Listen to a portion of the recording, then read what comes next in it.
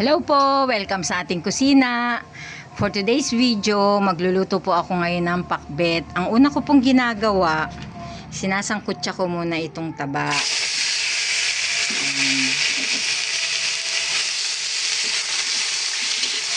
Papalabasin ko po muna yung mantika niya.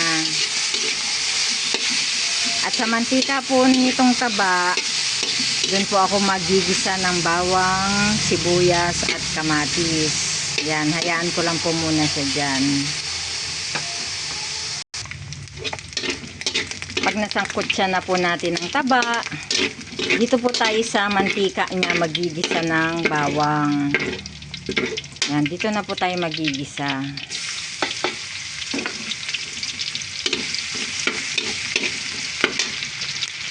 Isusunod na rin po natin ang sibuyas,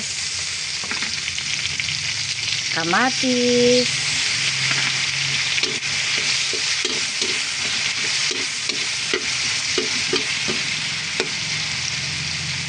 at ang alamang. Yan. Pati po ang alamang tumaas na rin po ang presyo. Kung dati po 100 ang isang kilo, ngayon po 120 na. Yan, lulutuin lang po natin muna maigi itong alamang.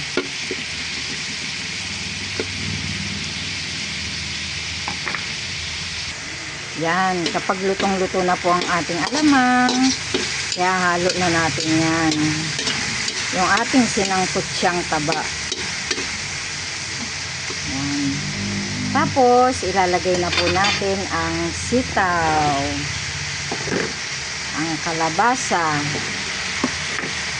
ang okra, ang palaya, at ang talong. Yan, halo-haloin lang po natin yan.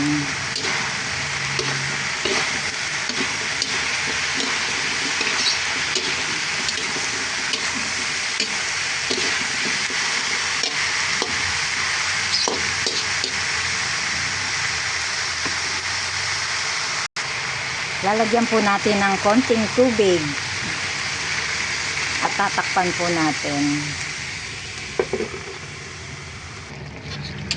Haluin po natin paminsan-minsan yan para pantay ang luto ng ating gulay. Yan.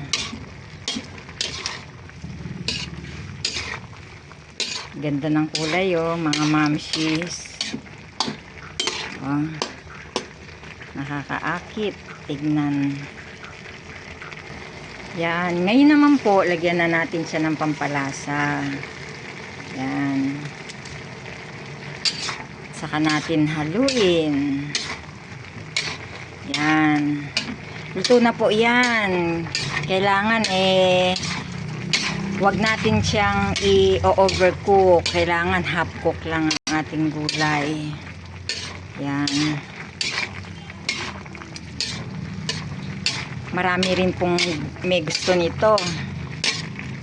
Lalo na ang ating mga suki, mga nanay. Yan. Masarap daw po kasi ang pakbet. Marami siyang gulay. Yan. Luto na ang ating pakbet. Okay na to. Kain na po tayo.